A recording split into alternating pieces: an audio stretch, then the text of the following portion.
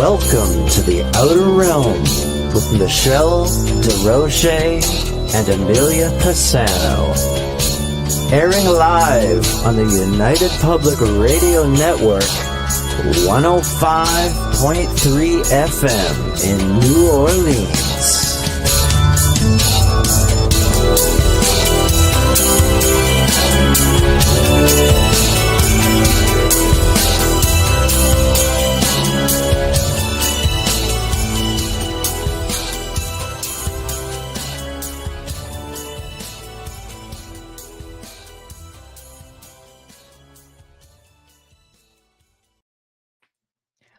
Good evening, everyone. Welcome to the Thursday night segment of The Outer Realm. We're broadcasting live on the United Public Radio Network, UFO Paranormal Radio Network, 105.3 from the Gulf Coast, 107.7 from beautiful New Orleans. We are fully sponsored by the amazing people over at Folgers Coffee who have been a part of our journey for the last 4 to 5 years. So thank you, Folgers. We couldn't do it without you, nor would we want to. In fact, last night was episode 500, and that is due to your support. Thank you. So also big thank you to Justin Snicker, a.k.a. Dr. Snick, the Sonic Surgeon, for the contribution of his time, his music, and his voice for the intro you just heard. He's an award-winning composer of Halloween, horror, sci-fi, and dark wave electronic music, which can be found on all of your favorite music streaming platforms. Also big thank you to Steve McGinnis, the artist behind the banners and logos here at the show. Check him out on Facebook and Instagram. Also specializes in the horror genre, but does great commission pieces of any sort. So tonight, we're a bit of a treat. We're going to have a lot of fun tonight, but it's going to be also very informative. We're bringing on, I have to say my dear friend, because he's in here and he'll kill me, but no, he really is.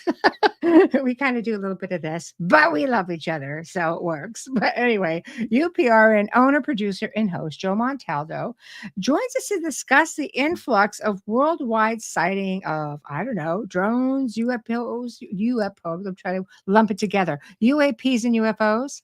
So what are they? Why are they here? And what are they doing all over the darn planet, it seems? Are we looking at the onset of Project Bluebeam? Are we looking at something that's literally out of this world? Are we looking at our own stuff? And if so, why? What is going on with all that? So before we get started, just big shout out to everybody who's joining us in chat. Holy cow. You guys are really, this chat's like on freaking fire right now. We've got like just 24 people in X. Welcome, X. We can see your comments in the chat. Please put them up. Rumble, we can see your comments in the chat. Please comment away and we'll put it up. So yeah, it's really taking off. So hello, Wayne. Hello, Dolly. Hello, Mark, Eddie, Michelle. Hello. Oh my God, Catherine. Hello, Melissa. My gosh, it's great to see you guys. And foot of the crochet trend. I know he's in the back there.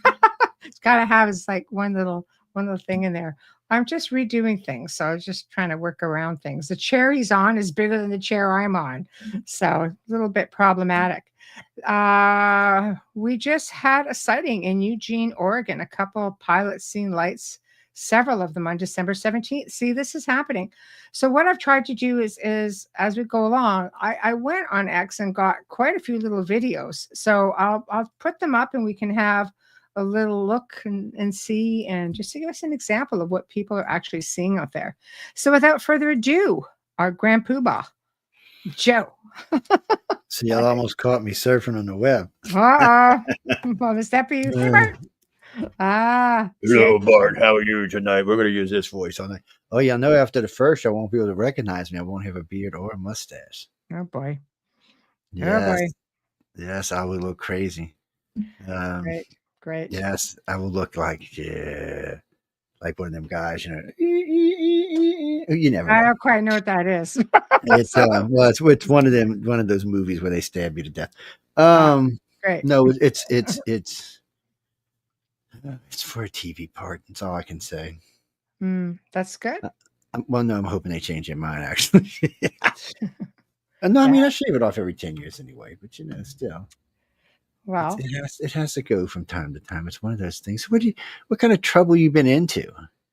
First, you've been bullying your co-host. Yeah, she bullies her co-host. Shame on her. I mean, I she know, does. I know, I I was I know. was I was talking with Amelia about it today. It's just sad. Amelia's like, nah, she's just You know, sad. you're telling stories and you're just purposely trying to make me look bad. It won't work because my people love me. No, So, look, see, look at that pretty Christmas tree just back there. saying. Just for y'all.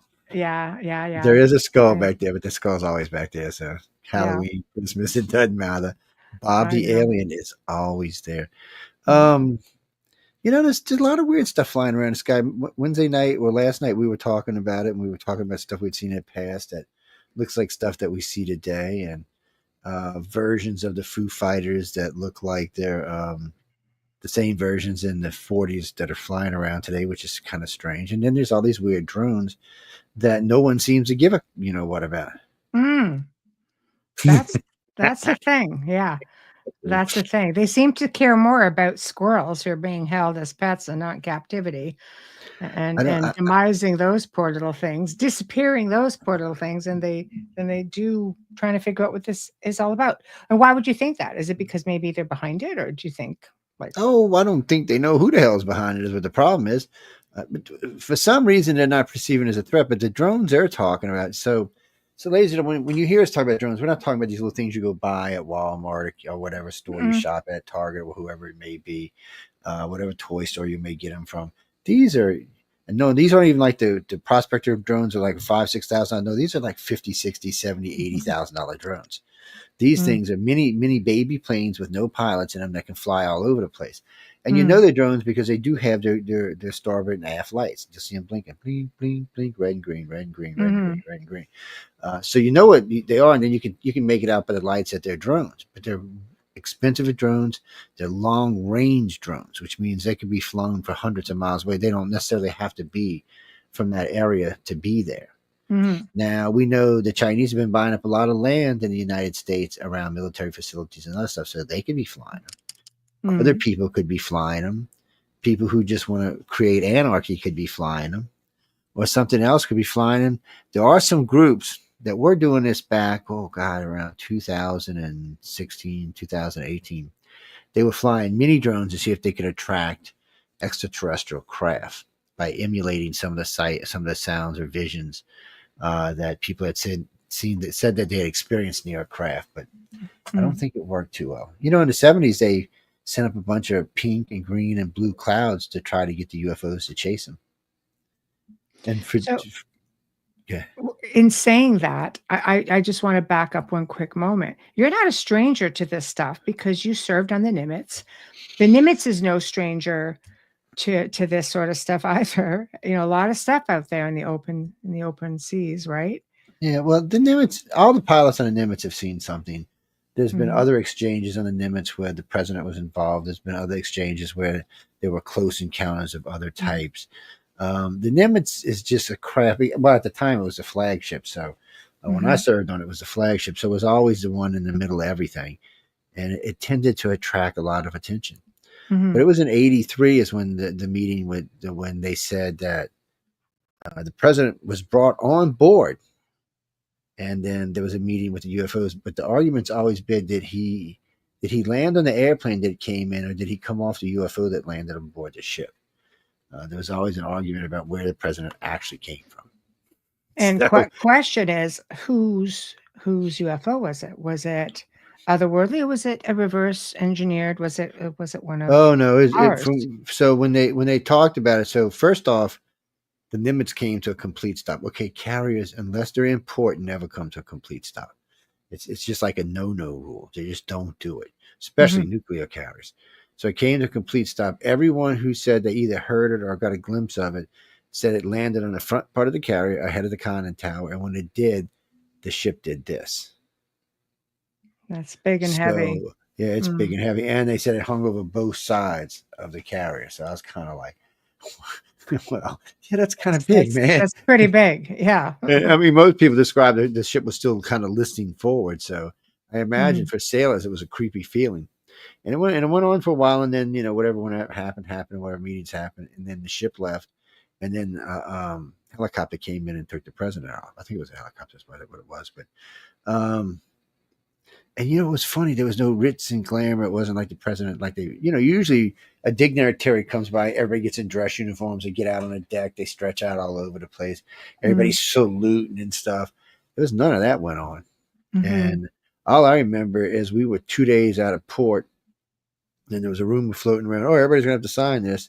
Didn't matter where you were on board the ship, whether you seen something you didn't. Everyone had to sign a disclosure agreement. Everyone on the ship did. And anybody from the way it worked out, anybody who had any view shot or seen anything, they signed there was a 31-year disclosure agreement, a 36-year disclosure agreement, and then they made them re-up the agreement because it's still considered classified today. Wow. So now they're going to come arrest you because you live in Canada and you know about this. So they're going to arrest you because you're the one that blabbed it all up. No, they don't care if they don't care if I talk about it. They just don't like you Canadians knowing this kind of stuff. They can still blame you for that. So I just we got a lot of. What are you talking about? We don't know. First off, Michelle's a Canadian, so is her co-host. We have several hosts on there. 3 of the guests that was on last week with me were all Canadians. What are you talking about? We don't ever bring Canadians on. You're on crack, man. You're just on crack. I'm closing this. I'm moving this over here and not looking at it no more. Oh man! But I want to know what the drones are. I mean, and we talk about it all the time. But what are they? Who are they? What kind of drone? First off, who's got this money? These aren't government drones because they would be in big trouble for flying them like that. And what bothers me more than anything else is that the FAA doesn't seem to be interested. These drones are flying below certain altitudes, being seen in areas they shouldn't be being seen in, near airports and stuff. That's all a danger to flight. It's not just a danger to flight, it's a danger to other things. And I'm kind of like, they don't really care. Doesn't seem to be important. There's some crazy things. Some of these don't even look like drones. I went on X because I like to peruse it for stuff like this. A lot of people will post their videos, and there's one on there that looks a whole lot like Ezekiel's wheel. It says this flying freaky thing. This was just, it's crazy. And I was trying to find those photos. I did get the video clip, and I will bring it up and show it as we go along. And I thought, this is kind of unusual. So these aren't like just typical drones or large drones. No, there's a lot of weird, but you see, that's the thing with drones, though. You can do things with drones that you can't do with anything that anybody's got to sit in. So, like right now, you can fly a drone, you can make a saucer-shaped drone and have it doing loop-loops around something or flinging around, or you can have it switching shapes. So if it's like a transformer drone, which they got several of those out now. And they're talking about making these full size. So they got these drones that are about, they're 5 by 5 foot, and they transform into different things. They want to make them full size now, like the ones you see in the cartoons and on the TV movies. Full size, 26, 36 foot tall drones that walk around squishing people. So I don't know, it gets a bit crazy. What I'm going to do is I'm going to show a couple of these as we go along, because I just want to see what people are posting. And this essentially is people out there, this is what they're seeing. So some of you people on X may have seen these already, but we have a lot of viewers, and we're going to put it up and of course give credit where credit is due. So here's one, and I'm just going to bring this forward and I'm going to play this. And this was posted by UFO Mania. And it says it's breaking a drone UFO UAP emerging from the ocean floor, again off New Jersey, which is a real hot spot right now. So here it is. So what's off the coast of New Jersey? Anything interesting? Anybody know? Is something good out there? Is it a strategic spot for some reason or another? Not that I know of. I mean, as far as I know, New Jersey is just a boring ass place. Just watch what it keeps doing.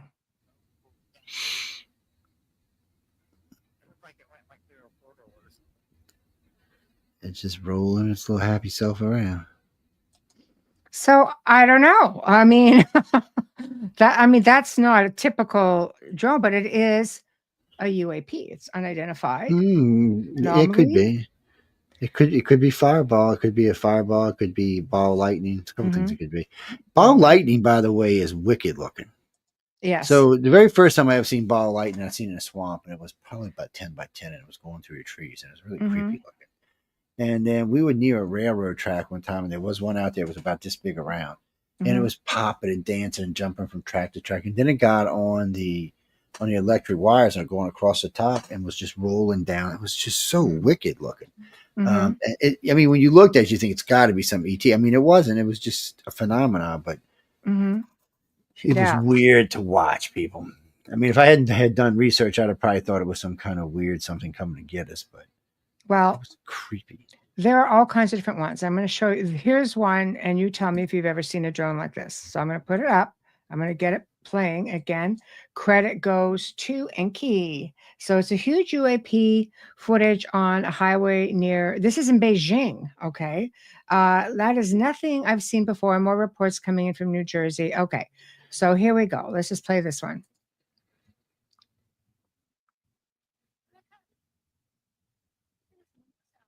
Actually,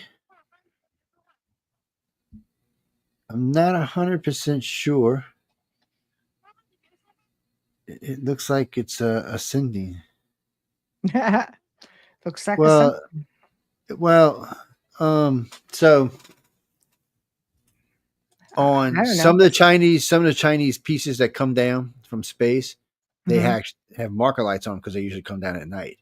Right. And now that doesn't, by the way, before anybody starts hating, I mean, it's not. It could be that, but it could be something else too. I'm I just was showing waiting to see if it anomalies. had. I was just waiting to Yeah. see if it had any spin to it, but Yeah.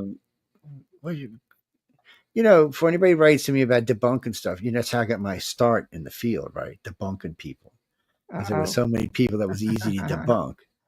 Right. I mean, there was so much BS in here. I had to buy them kind of boots that hip weighted boots. I mean, it was ridiculous. It took a long time to wait. Hey, look, somebody's got to call that stuff out. You can't just let that stuff roll. It takes away No. from the good stuff. Well, I agree. And again, I'm just putting up things that are spotted or being shown as they're just anomalies. And I don't, I really don't know if hold on a minute here. Hold on. Okay, 1 second. I don't know, and now with AI and different technology, uh, I mean, we don't really know for sure what we're looking at, and this is one of Yeah, that's the truth too. okay. So I mean, I'm just playing devil's advocate for the most part here. Hold on. So we're gonna put this one up, and I'll just play it. So 1 second. I'll present. And we're going to go, hold on, present. We're going to go this one. We're going to go this one. All right. Now bear with me, guys, because I am curious. So this one here is from UFO spotted over Manchester from Oanasa. So thank you. Credit given. Here we go.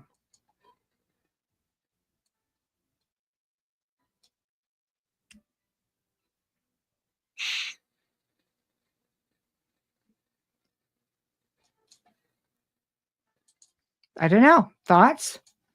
It's hard to tell, depending on which way you want to look at it from. Right? Yeah. Hey, put a damn thing back up. I want to look at something.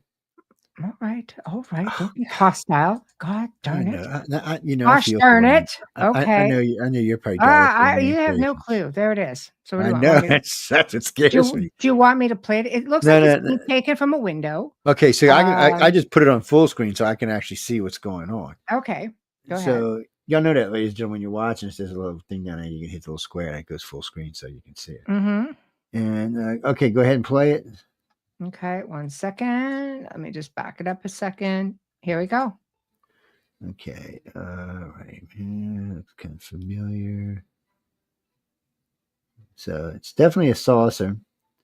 I guess some orbs riding alongside it, because at first I thought the orb was some kind of like a Mm-hmm. moon or something, or planet or something. Mm-hmm. But is the UFO real or not? Ooh, it's 50-50.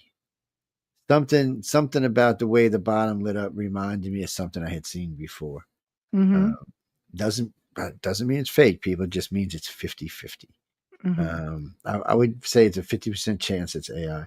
I've seen some good AI. Matter of fact, I started working with some AI stuff today, and I think it's going to come out to be quite surprisingly good. And AI changes the game for everybody. It Mm-hmm. allows us to do stuff well, we can do away with actors. Did y'all know that we don't have to have all these Hollywood actors peddling their influence anymore? Yes, because Mm. I've learned that you can program the AI, and today it's pretty realistic. So Mhm. it's and the more you do it, the better it gets. Mhm. Well, so just so pretty soon it's just going to be so hard to tell. It was already bad enough that you could go out and take a picture of an empty sky, crop in a UFO on your computer, download it back to your phone, upload it Mhm. back to your computer and back to your phone again, and no one couldn't even find the code, so it would always appear to be real. Mhm. It's the downside to digital. I mean, there's good sides to digital because you get so much crisper and cleaner pictures, but Mhm. that's the downside to digital. Right. But you know, Wow.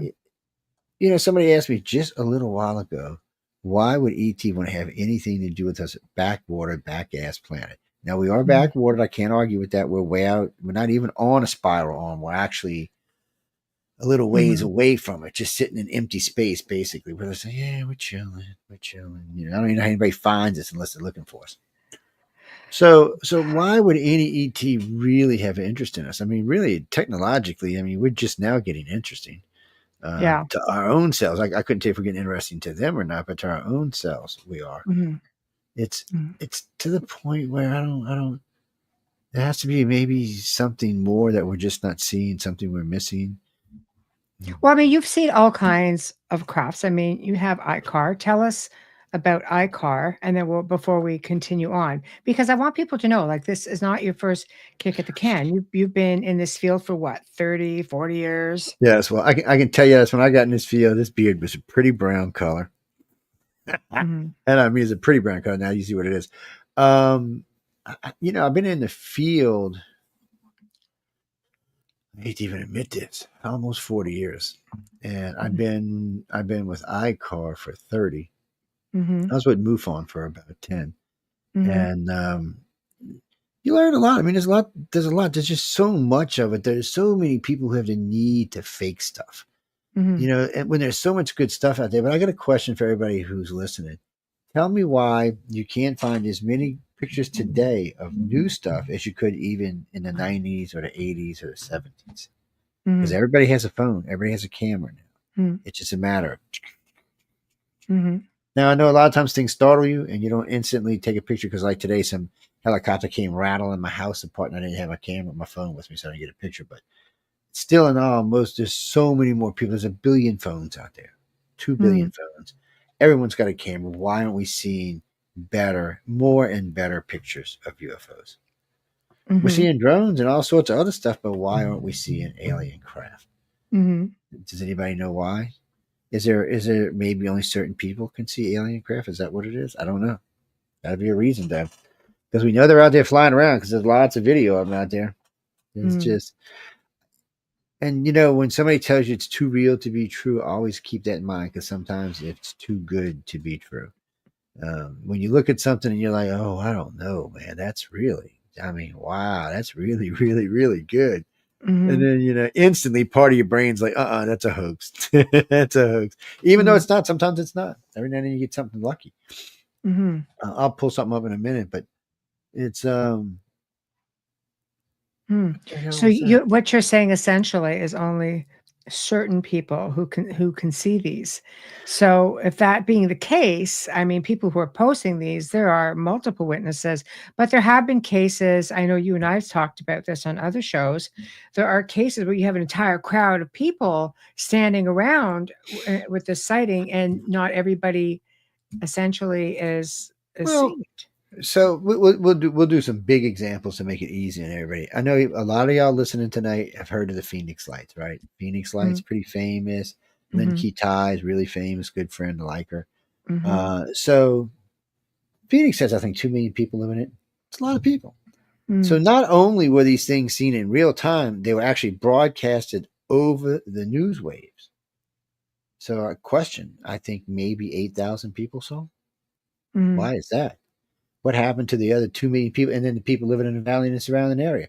I mean, this didn't last for just a few minutes. This lasted for quite some time. Mm-hmm. It was on the news. People were going outside looking. Why didn't they see it?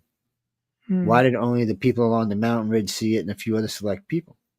Why? I Mhm. mean, same thing, Mexico City. Big, huge UFO pulls over, parks over the city. It's like something out of a horror movie, right Mhm. out of one of these sci-fi movies. 1 million people reported seeing it. But Mexico City has 22 million people. Mhm. Okay, why didn't the other 21 million people see it?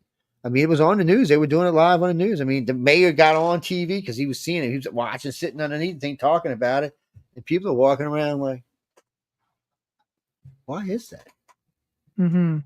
I More just than likely because you've been taken, people. If you see them, more than likely you have been taken. You've been on board this ship, which makes you immune to whatever bullshit they use to hide it from the public. Think about it. Mhm. These things fly around all the time. We don't ever see them. But people who have been on board or seen them, a lot of times will see them. They'll catch them out Mhm. of the corner of the eye, and then they'll zoom in, and they know what it is. It doesn't hide it from your brain. But you can't run around and say anything because everybody standing around you is going to be like, "What are you talking about? There's nothing up there, dude. You're cracked up." But Mm. yet, your friends a lot of times will see it because people who have been taken tend to hang out with people like minds. I guess would be a better way of saying it. Mm. People who have similar interests, which Mhm. means more than likely they've been taken to. So that's probably what I see. I can't prove it, guys. It's not 100%, but I mean, we've got a lot of cases on file in iCar, and it seems to be the way it pans out. It just seems to work out that way.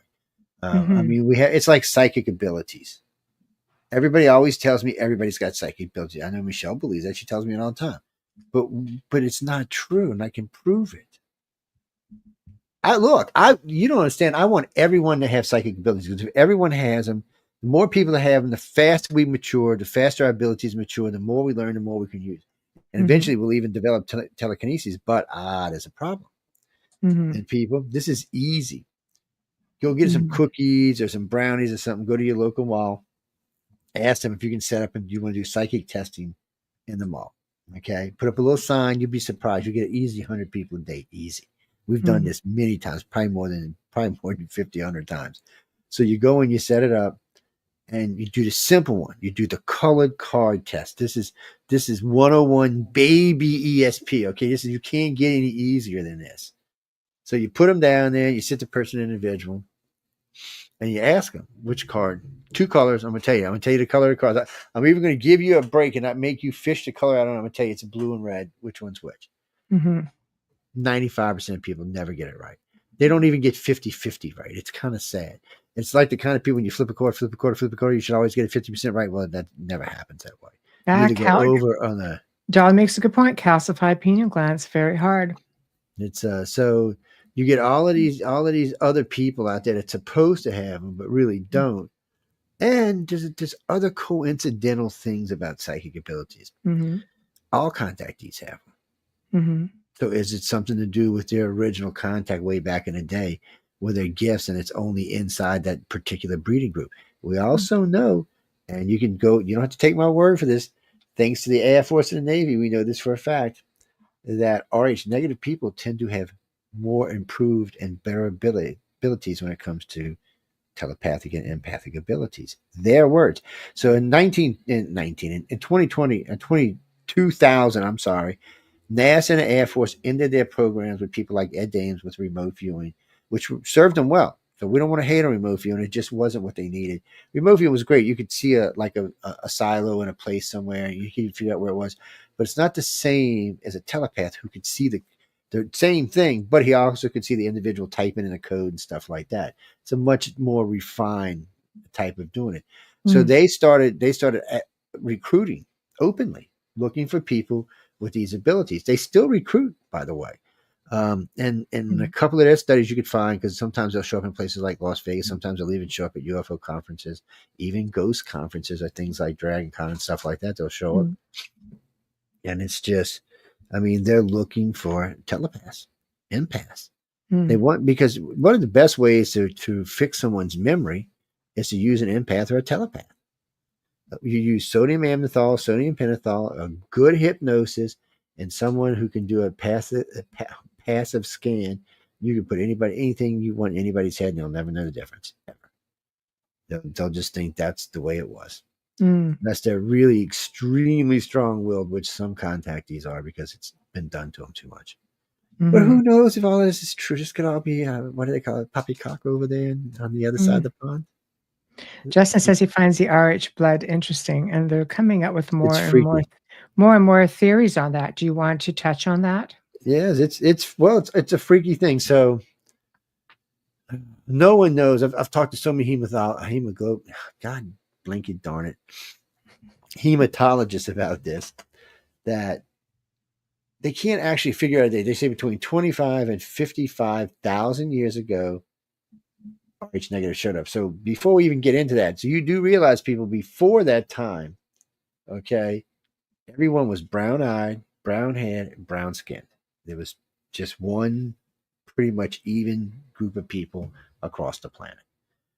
It wasn't until Rh negative was introduced that the introduction of the new blood changed the pigmentations, not just in the skin, but in the eyes and the hair and other things. It all came around the same time. That's when you started seeing redheads and blondes. And that you started seeing, and it was probably the emergence of the white people. I know, ain't that freaky to think about. So, but then there's the other problem. Why would Mother Nature create this? It kills as many babies as it creates. Actually, it kills more than it creates. So, in the old days, people, you had to get a blood test to get married, because if you were Rh negative and your spouse were Rh positive, I there was had to initially. yeah. And even No, so did then, I. I still had to take a shot. Yeah, and see, thank God, some Yeah, so Australian guy, some doctor found this Australian guy with his gene, and they figured out a gene therapy.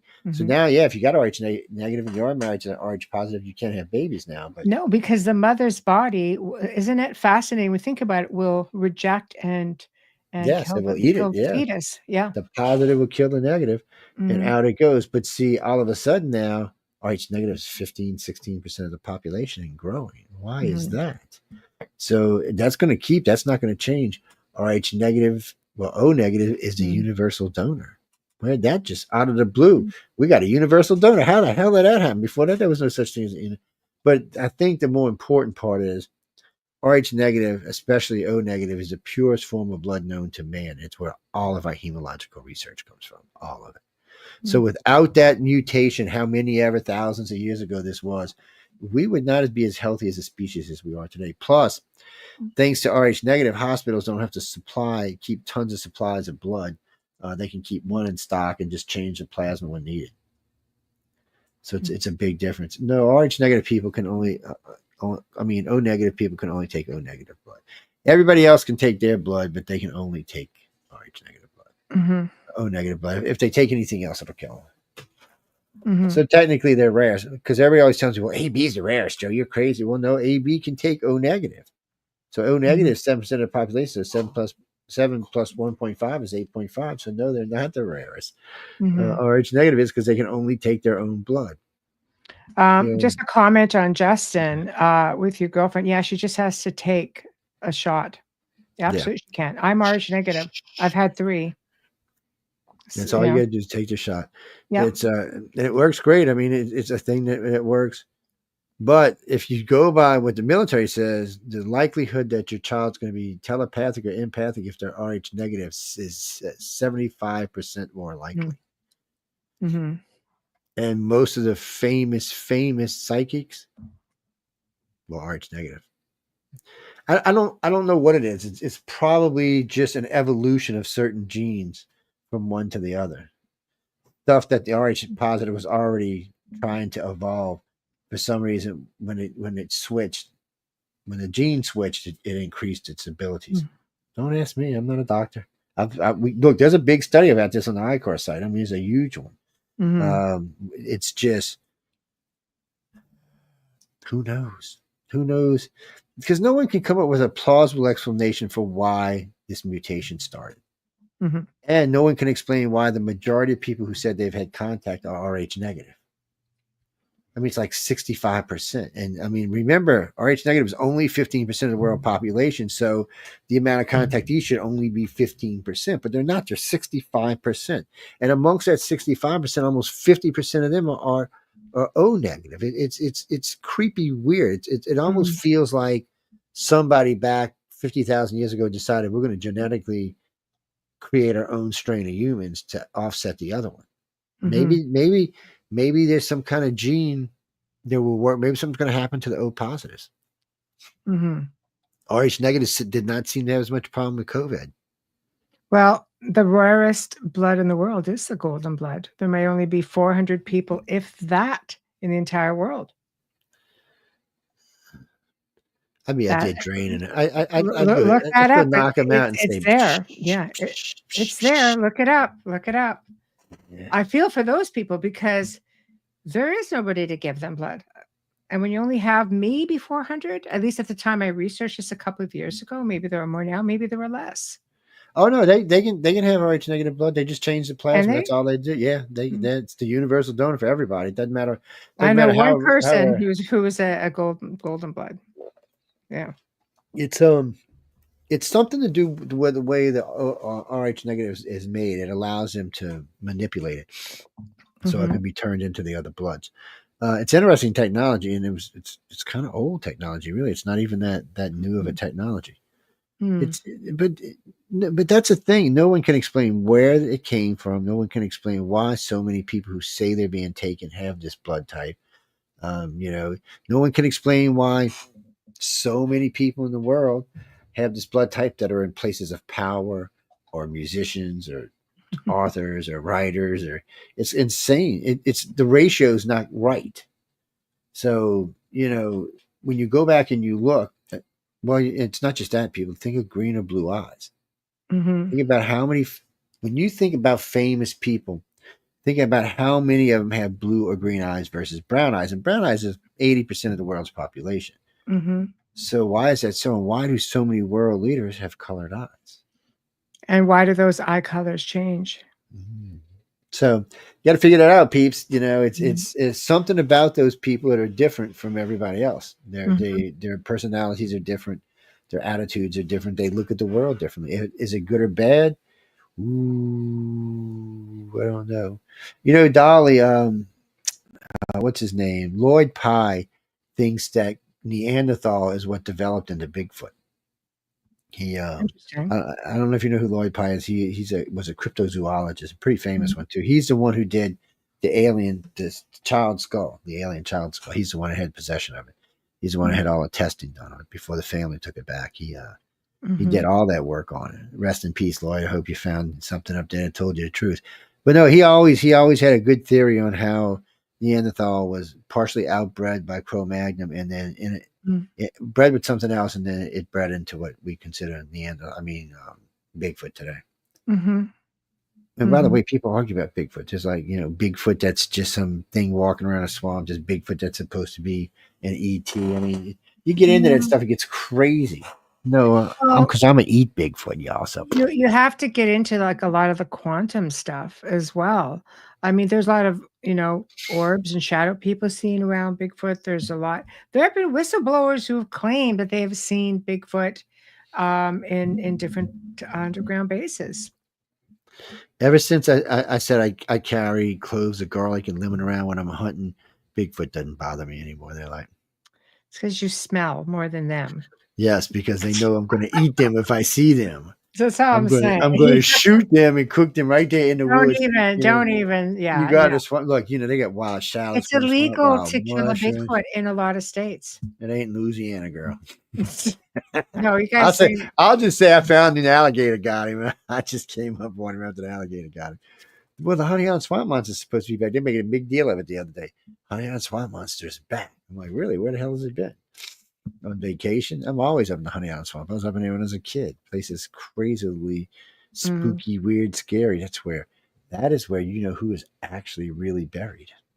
I could take y'all there, but I don't want to get in trouble with the family or get a voodoo curse put on my ass. So we ain't going there. No, Uh, you don't need to do that. no, So, I met some really interesting people, and I was under the same influence as everybody else that she was either buried in Cemetery 1 or Cemetery 2, which anybody who comes out here can visit. And any tour guide will come and point you, see all the X's. That's Marie Laveau's grave. Put some coins on it, make an X, do whatever. Do whatever ritual. And then Cemetery 2 has one too. But these are mhm. old cemeteries. They're very, very old. Very creakety, wickety looking things. In the old days, you'd walk by, there'd be arms hanging out and stuff, half open caskets and shit. No, they cleaned all that up. With all the the hurricanes and such that you guys have gotten. It's amazing that you have any cemeteries left that haven't been That's why they're uprooted. all above ground and built in concrete. Because in the Yeah. old, there was one in, I think it was in the early 1800s, no, late 1700s in New Orleans, and a storm came in, and they said on Canal Street, all you could see was caskets floating down the street. Mm-hmm. Just they were like in lines. I was thinking, oh, that must have been a sight to see. Come walking out of your business or your home, and there's a bunch of caskets out there. It's got to be interesting, but I love me some Bigfoot. No, Bigfoot tastes good. I don't know. Okay. So Wayne has a good comment. It's a curiosity when I think about how many different species of hominids there were at one time. Then Homo sapiens arrive on the scene, weaker than most, and take over while all the rest disappear. So, it's interesting he brings it up because lately there have been finding a lot of new species all over the place, underwater, on the planet. Just all of a sudden, there's or things that they thought was extinct that actually were doing quite well. It makes me feel like we're headed for another extinction level event. Like it's like nature's preparing itself for what's coming. It's who knows. Oh, I'm going to Mars with Elon. I got a ticket. Y'all can bite me, people. Yellow on y'all's own. They should call it systematic species cleansing. So let's talk about hybridization a little bit, Joe. In your research, because you talked about the Rh negative blood on ancient aliens and such, and hybridization. So where do you think? No, I mean, who wants? Well, I mean, hybridizing ourselves or something hybridizing us might be one thing. We hybridizing something else would just be a joke. It would be like going backwards in evolution. It's but so when you go backwards, I don't know how many thousands of years. When you go backwards, whatever this all started, and they took these original families and started working forward with these families. I don't know if the empathic and stuff like that was just something they put in, or it was from just sheer amounts of exposure from them. But it is a mutation in us now, because for ICAR, we won't even consider you to be an abductee or a contactee if you're not at least empathic. You have to be empathic or telepathic or both, or we don't even consider you to be a contactee, because I've never met a real one who's not, and some of them are actually quite strong. And you can tell a lot of them are very successful in things in their life because they just know things ahead of time. It's not so much about being clairvoyant. It's just they're running the numbers because their abilities are just quite a bit faster than everybody else's around them. It's like being really good at math almost. But in a way, I think that's kind of like a natural hybridization. And then there seems to be things like the Men in Black, which no one's exactly sure what kind of hell of a hybrid they are. So sometimes they look like us, like your eye, and then sometimes they look like your eye, like blurred out of focus. It's almost like the whole being is at the same time moving. It's almost, I don't want to say they're in another dimension, but they're definitely not. They're moving so fast that they're not really sitting where they really are. It's hard to explain, but it's very creepy. Everybody who sees them says the same thing. It always makes you feel like you're out of sync or out of phase. It always screws with your memory, and it always leaves you this sense of something ominous. But then a lot of times nothing else happens, or you don't remember anything else that happened. You might have had your whole brain wiped and not known. Yeah, so but they only show it for certain kind of people in certain places.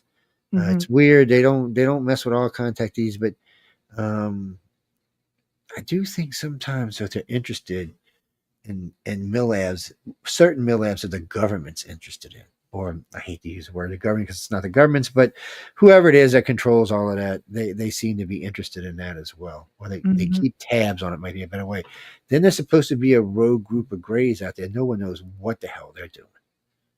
All anybody ever talks about them, there's been lots of people who've talked about them, is the fact that they don't follow the Greys agenda, whatever the hell that is. And that's basically being the guardian of this part of the universe. Yes, I said universe, people, not just galaxy. It's they seem to be doing that and watching over us. I mean, when you look at these races that say they're coming here, any one of them could have swatted us like we're flies eons ago. Matter of fact, the longer the wait, the less likely they're going to be able to do it. I mean, our technology is doubling every year now. At this rate, eventually we will catch up or get close enough to do serious damage. Right now, nuclear weapons don't scare them for some reason. Now, do you get a lot of this information because ICAR, this is a site for contactees that come into you where you investigate all these cases, and how you have close to 100,000 people? Yeah, last count there is about a little over 70,000 members that are still in an active role, and there's about 100 and if for some reason it fluctuates in the database, but it fluctuates between about 108 and 122,000 contact cases. Now, if it's in this particular database, ladies and gentlemen, this means these are cases that have been investigated. So the way it works is someone comes in and meets one of our investigators, usually an assistant investigator, and they'll talk with them. And then that person will usually, if they think it's worthy, they'll up them to an investigator. And then investigator will go through them, and if they turn out to be something legit, then usually the assistant director will meet them. And if they're like somebody special, then one of either the national director or myself will be contacted, and we'll deal with them directly. But it's a good way of finding out where they are in the hierarchy of being contacted, what they're being used for, if anything. Because we've talked about this many times, but contactees seem to be in levels and stages. Some seem to be out there doing communication work, just simply telling people, hey, they exist, they're alive, they're here. Some people seem to be helping them basically with their agendas to keep them quiet and to help keep the abductees and contactees under control on board the ships. And there's other things besides that they use them for. I mean, none of it's nefarious or anything, and none of that's harming them or us, but it gives them inside information. They get more, they retain more information is probably a better way of saying it. But for some reason, no one can seem to retain anything more than about 30%. And I mean, because this is what's funny about this. When people tell you, I remember everything, but when you sit them down and put them under, that's not what happens. You'll find out they'll remember. So they were going 10 days. There may be 50 hours worth of memories. Well, 10 days is a little bit more than 50 hours. What is that? 240 hours. So there's a lot of memory missing there. So you can say, oh, well, they were sleeping X amount of time, but just still 100 hours missing. Jim Sparks, when I first met him, was one of the few contactees that recalled about 30%, 35%. And he was telling me when he said, no, I recall everything. So we got to talking, and I said, well, you said you were going from here to here, right? He's like, yeah. I said, well, tell me about this day and tell me about this day. And we were doing a 4-hour show. He could barely fill the 4-hour show with what he could remember. And it was all great stuff. Don't get me wrong. It was a fabulous show with great material and great insights, but still, it was far short from the amount of time he had been taking. So, what are they doing? Putting you to sleep somewhere, holding you somewhere, phasing you out of time somewhere. Because we know now they just phase you out of time when they take you like that. They just, well, I always tell this story because it's a good one. We were having dinner with a couple in Pensacola, Florida, by the way. Had dinner with them, hung out all night till midnight, 1 o'clock, had pictures taken of us all because everybody was dressed in the nines. And we went back to the hotel. They went back to their home, and then it was 6:15 in the morning. I get a frantic, screaming phone call from these people, and I'm like, "What the hell?" And I'm thinking, "Oh, maybe they're trying to hoax me or fake me." I pull up in the house. He comes walking out. He's in shorts, no shirt on. He's got a beard like this. He looked like one of them Mormon guys, man, or one of them the Quakers. I mean, it was like this. She pulls up her pajama pants up to about her knee, and she's got hair this long on it. So we sent him to the hospital, had him analyzed. And the doctors were like, no. And I said, yeah. And I see the pictures from last night. You can clearly see she's in a dress, clean shaven legs. He's clean shaven, no beard, no mustache at all. So the doctor conceded that he figures it was 3 to 5 weeks worth of growth. So was it just some kind of freak growth? No doctor could come up with a reason why it would have happened. So the next phase after that was put him through therapy, and if that didn't work, put him under hypnosis and see what you find. If you start finding stuff, well, you know what happened. They were gone. Yeah, because they can take you right now, people. They can take you right now. So it's 10 o'clock, they take you. And if they want to, they can bring you back at 10 o'clock. or 5 minutes after 10 o'clock or 5 minutes before 10 o'clock. They don't really need to be missing time anymore like there was in the old days. Even though there still is some, it's just not as prevalent. ET got wise. They watched the investigators. They said, "Look at these stupid humans think they're going to figure out what we're doing. Get out of here!" That's not going to happen. And what gets me is how many humans have such a hard time changing their attitudes toward this. Oh, it's always like that. Oh, no, it's not. And Mm. but that's what they want it to be, because for some reason ufology is very dogmatic, very slow to change. It's one of the reasons I think paranormal, or the paranormal field, which is a bad term, but does Mhm. better overall, because they are willing to change and try new things and get involved in crazy stuff. Whereas Mhm. those old ufologists are like, "Ugh." Even the new ones are like, they're just very dogmatic, and you can't be Mhm. like that, because we're always going to be learning new stuff that's going to change the way you think about things. Mhm. I mean, after all, we're talking about extraterrestrials. Um, now, But I mean, you have to sort of keep up with the times as well, like with not just with contactees, but even with the crafts. I mean, we're not dealing just anymore with ET crafts. We're dealing with, back engineering. We're dealing now, obviously, with drones. Like, is this something that you guys at iCar also research? Like I know that's a big MUFON thing. They really specialize in events and crafts and things like that. Like, your organization do the see, same thing? they think they do, but Bigelow fired their asses, so they Mhm. don't get any information from them. We're still friends with Bigelow, so we Mm, still get information from him. But more than mhm. that, I get friends where they don't have friends, because I don't rat my friends out and tell them where I get them from. A Right. couple of my directors over the years have, we it's weird how life happens, because I have really high clearance, so it allows me to see things I can't always talk about, but Mhm. but it's weird. So one of my directors comes in. I meet this young lady. She wants to be one of our directors. She introduced me to her sister, who is a bigwig for Boeing. Big Mhm. wig, way the hell up the ladder. Well, her and Mhm. I hit it off and have been talking ever since. A couple of months later, another one of my directors, he's out of Oklahoma. He introduced me to his uncle, who's one of our investigators, is also a bigwig for Lockheed Martin and the Skunk Works division. So Mhm. over the years, we've made lots and lots of friends like this. And even after Senator McDonald had retired, after making good friends with him over the Black Triangles, he had introduced me to several other people. And then I've Mhm. met people through the military, and a couple of astronauts I've maintained good relationships with. So it's a little different. I'm not. It's different for us than it is for MUFON, because MUFON thinks you're going to find things chasing lights in the sky. Well, that's bullshit. You're wasting your time and your money. The truth Mhm. isn't coming from chasing lights in the sky.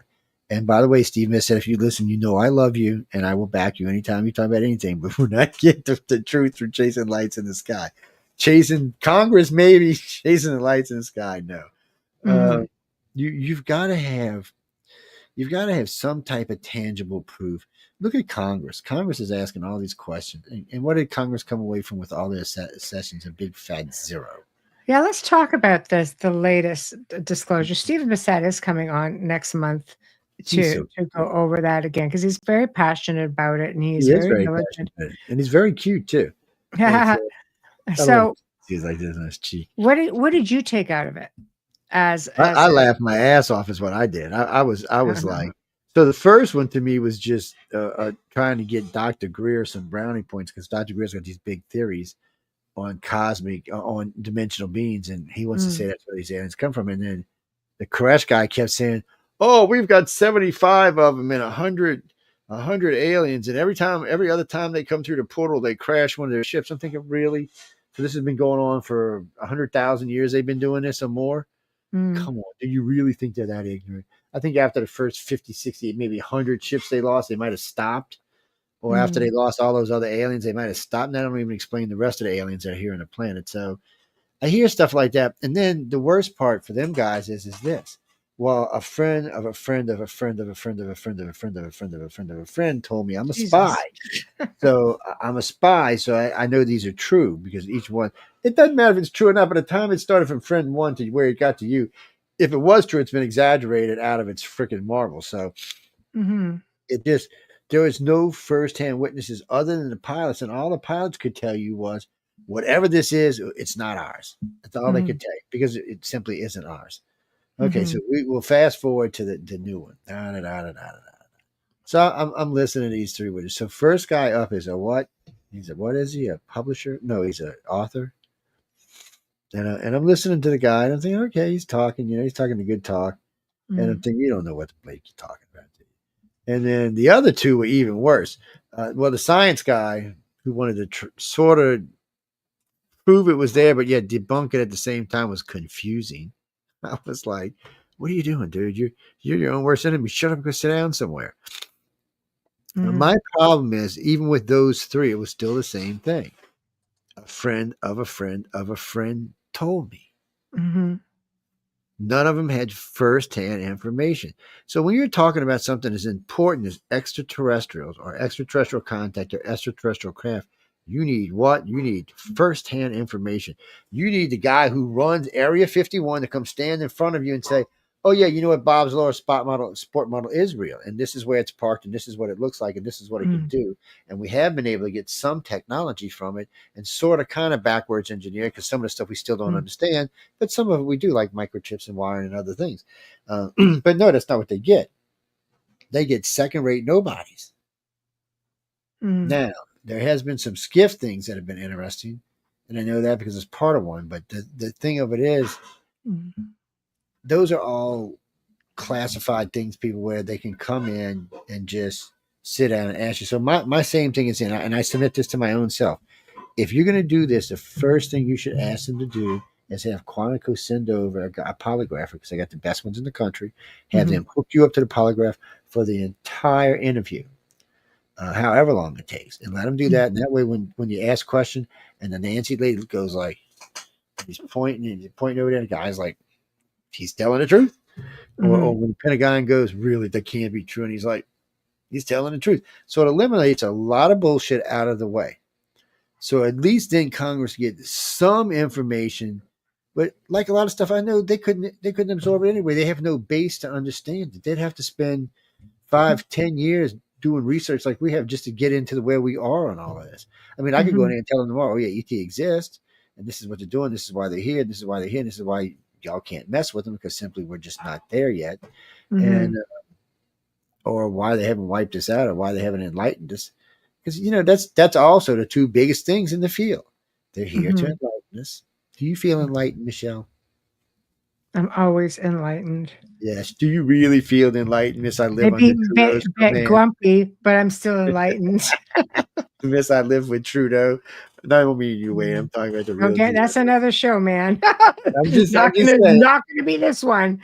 So, Well, no, but wait a minute now. That no, other no, guy, the poly guy I likes UFOs. I know, but we're Whatever gonna his leave name it is, I can't never there. pronounce his name, so you don't have to Hold it worry about there. Yeah, we're gonna leave it it. there, though. You talk about He's that on your show, cute. not on mine. He's So, cute. He's cute, and he likes UFOs. I That's two things I like about him. I know, Um, I know. why So, you hating that poor man? I so I'm telling Amelia. are you I'm guys sorry. going to research some of these, like, drones and everything? Because a lot of this is happening over US airspace. Like, New Jersey is being freaking pummeled by these things, and there's a lot of states, New York also. So There's the a real lot of problem here, if the FAA are not Mhm, getting involved, that means somebody filed a flight plan. mhm, So that means they're legit. They had permission to be there. Because FAA is usually squirm. They're really hardcore on drones. I mean, they usually come down on drones, especially near an airport. They usually get flipping crazy over that shit. mhm, They'll send out. I've seen them in not New Jersey, in New York and in Chicago. Send out trucks out there with these net things they fire to catch the drone. mhm, Oh yeah, people they don't play around. They also use them to run off birds and stuff too. But mhm, the thing of it is you can't have drones like, especially the size of these near an airport. I mean, come on. Something mhm, goes haywire, you just took out a big jet and killed everybody. mhm, So, but again, the FAA does not seem to have the need to respond. And they've been mhm. seen in 4 or 5 cities now. And they've been seen around military bases. But yet again, the military or the FAA does not seem to have the need to respond. Well, Now, is this I wanna show you one that's right over New Jersey right now, and you tell me what this says. This is the one I was telling you about, Ezekiel's wheel. Remember, we've talked, you and I in the gray zone talked about Ezekiel's wheel. Which was Okay, crazy, freaky stuff. This is why I want to play this right here. Well, let's see if that's a real one. That's a UFO damn thing there. Oh no, that's a drone. There, son of a bitch. I've seen that before. Have you? Doesn't it look a lot like this guy right here, Ezekiel's It wheel? does. It looks a lot like it.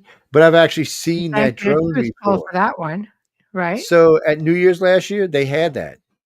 Mm-hmm. That exact drone, they had that. Mm-hmm.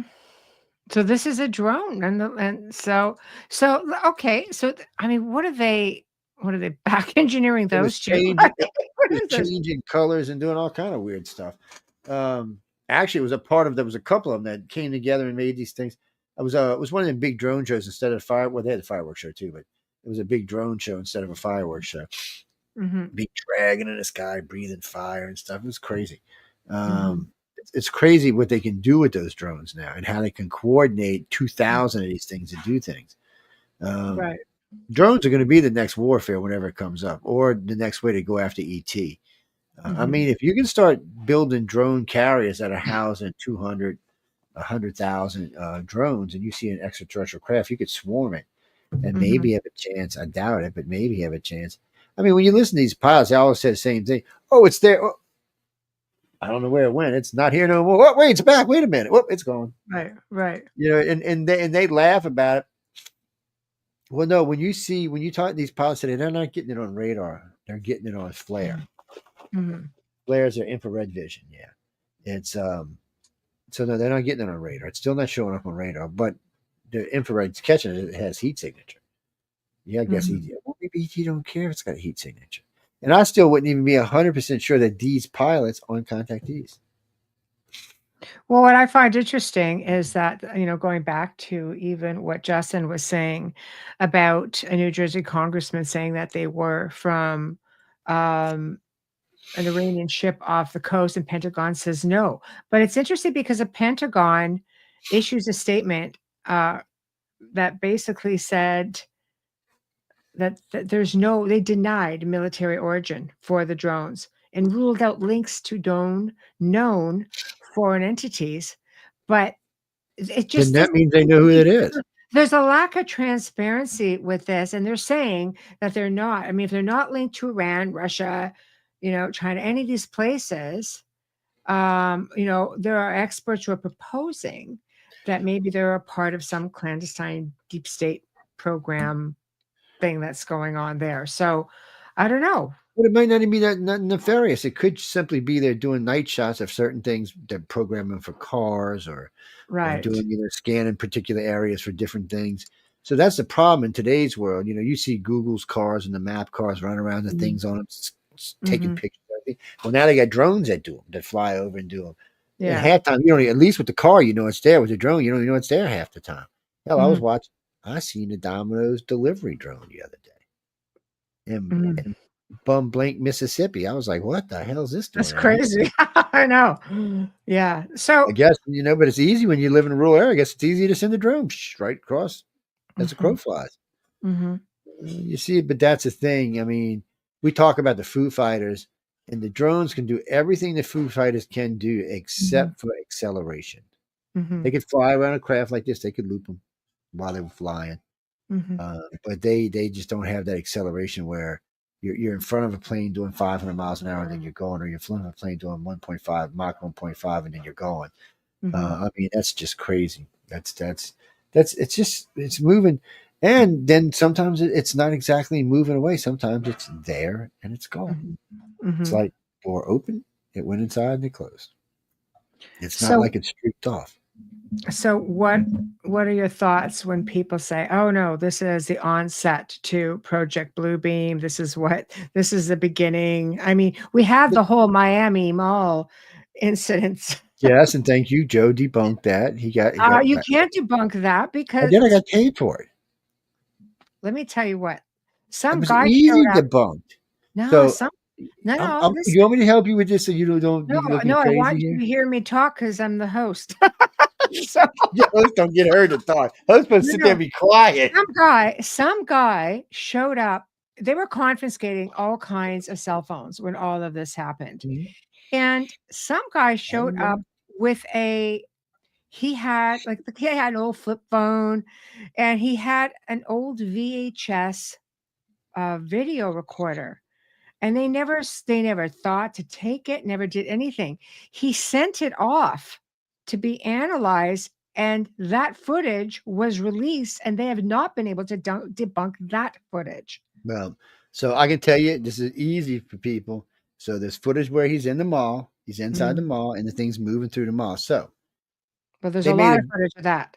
yeah, but they made a big flaw. Then outside, inside, they made big flaws, and these are easy ones. People just didn't catch them right away.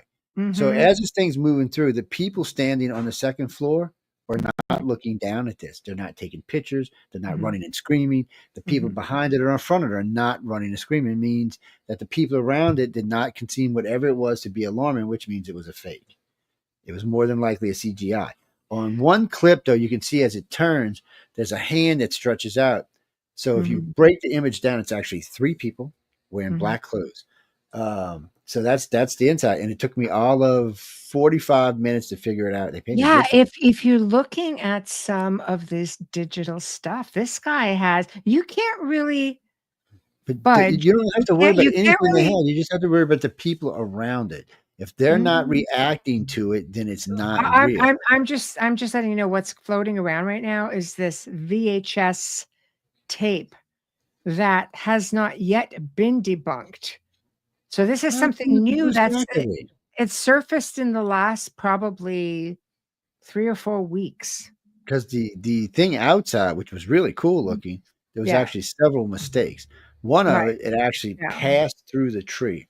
They Mhm. didn't catch it until after the fact. This cop was cracking me up. He said, "How do you know so much about AI?" I said, "Because when it Mhm. originally started, a good friend of mine who's an author brought it to my attention, and ever since then, we've been working with it to Mhm. see how because we knew sooner or later people were going to start using it. I mean, hell, we're planning on using it for creating stuff. So Yeah. in I'm this just case, the two major things, like where all the cop cars were lined up around the building, it was 50 of them. Actually, it was Mhm. like 48 of them, but whatever it Right, was, they right. were like that. Well, this thing comes out the mall this way and it's coming along the side of the building. It's 14 foot tall, 12 foot tall. It's big, whatever it is. Mhm. So whatever Yeah, did it grew when it came outside of the mall, which was just kind of funny. So that was right. another big mistake. Yeah, But there were certain things the way it moved, and there were a couple of times it glitched, right. and so it was good. I don't want to take away from whoever did this because it was really good, and it was Mhm. good enough that the people who seen it panicked. And but for some reason, you couldn't find anybody at the mall as a witness that actually seen Mhm. it. No Yes. one, no one. So no one, even though they seemed to be panicking. But then we found out that the block over, there was a big old teenage gang war going on. Oh boy. Yeah, Yeah. so originally they think the cops were supposed to be going there, and Mhm. anyway, there's a lot of BS that went on with it, but so Well far there hasn't been anything I've seen that would make me think that anything there was real. I'd have to see something really good because everything I've seen so far mhm. suggests this was a big, deep hoax, and it also suggests this was not done by just an ordinary person. It seems to be Mhm. somebody who had an agenda for whatever it may be. They seems like they had an agenda for this. It was Mhm. well put together. It was well thought out. They Not just they part. just they made two mistakes. They should have Mhm. won when they did the AI plot. They should have said, "Okay, make sure everything up on these floors and right here and here we're moving." Mhm. Not because the one lady's sitting there with her kid eating. Okay, Yeah. there's an alien running down a hallway. I'm not thinking that's going to happen. But And what the it other does people is it inside, just shows the whole need to be because if this is a thing, it just brings me back again to Bluebeam manifesting, doing crazy things. Who's Blue Beam. behind it? That was if that's the case, it was a little bit elaborate for The what it first, was. the first, the first blue beam I ever saw was the Indian thing they did in Phoenix, Arizona. They put Mm. a big Indian chief's head in the sky. It was probably their very first attempt at using Yeah, this. And then for right. a while after that, they were seeing like dragons and Yeah. Pegasus and all Whales. kind of weird shit. Yeah. Yes. And then Yes. all of a sudden it quit. It quit happening because Mhm. by then they had figured out how to get it a little bit better so that they could use it and Mhm. and places, put it in places. Well, I Mhm. think too. I think the original generators were too big. They were like the size of 18 wheelers and shit. So it was kind of hard, and bulky to Right. move around. But I think nowadays it's pretty much handheld now. So Mhm. they could walk into a place and hit it. And as long as any certain types of light don't pass through, it looks solid. It Mhm. looks like a solid thing walking along through the mall. And somebody asked me the other day, could these drones be this? I said, no. I said, the drones, if you pay attention, a lot of times the drones are low enough that they're disturbing the wind, the leaves and the trees and stuff. Mhm. Mhm. So, yes, I'm Right. very observant, people. It's what I Mhm. do. I pay attention to every damn thing. I But think it's just sort of like the beginning, like a sign of well, things there's so much of this coming going on, into and a lot of it we want to be real, but whatever this thing that would have been at the Miami Mall, if it was real, it Mm. would have been big and scary, and probably would have hurt some people. So I'm thinking that was something else, and it may have just been a test. They might have wanted Mhm. to test and see because nobody. The other problem was is nobody came running screaming out of the mall, which they should have been. Big alien walking through the hallway, like the Predator. You'd be like Well, hauling some of ass. these weren't they cloaked or something? Like, didn't they actually have like Well, some? if you're looking at the video looks like they're phasing in that, which makes it even weirder, which would have brought Yeah. more attention to it. Well, Because digital can do that. Like, I'm just yeah, kind of wondering, like, I'll have to but try. I did show clips, pictures from this videotape, probably a couple of Q&As back, but I can see like that again. I can try to locate it again. Yeah, But well, anything you get in there because I always like looking at stuff. And so what happened with this just is go VHS, Miami Mall VHS tape and see what comes up with that. So if you guys want to so look that up, a it friend was of sent ours to me, from so I don't know. well, a friend of Yeah. ours from Prometheus is the one that recommended me because I did some work for them a while back with Mhm. some AI stuff that they almost got People sued send me over. stuff all the time, so I have a So, look, and but when they're the we have ones that our open referred me mic, to the police I department. present it and everybody sort of looks at it and kind of meh, yay, nay, whatever, right? So that's Well, all I we don't do. blame you, Justin. I'd like to believe there was something there, but and I Mhm. see. I don't like debunking stuff because it always gets me in trouble. But you can't let stuff that's not real go No. unchallenged. No, absolutely And not. and Absolutely this not. is the other thing which makes me fairly unique in the field is the fact that if you prove me wrong, I'll go on a big radio show with 3 million people and say, "Hey, what? You know what? Justin Yeah, showed me this evidence, and I was wrong."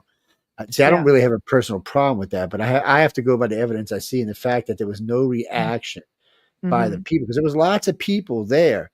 There mhm, just wasn't any reaction. They were reacting like any day at the mall, mhm, which shouldn't have been like that. I mean, you got this weird thing bulbing and blazing and popping mhm. and shifting going down the hallway. You should have been flipping the hell out and running for something. Yeah, And see, just not just that, the electrical what should have this been guy popping has off and stuff.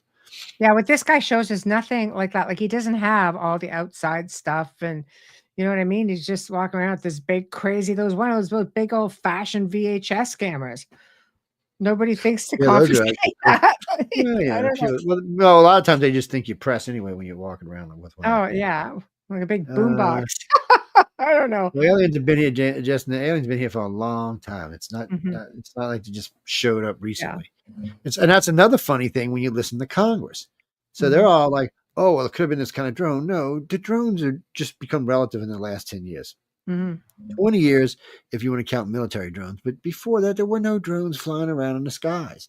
So mhm, drones don't work for you can say, "Oh yeah, these might be drones today," but when you try to say, "Oh, UFOs are fake," mhm. because of drones, you're wasting your time because drones barely even cover any span that UFOs have been around for.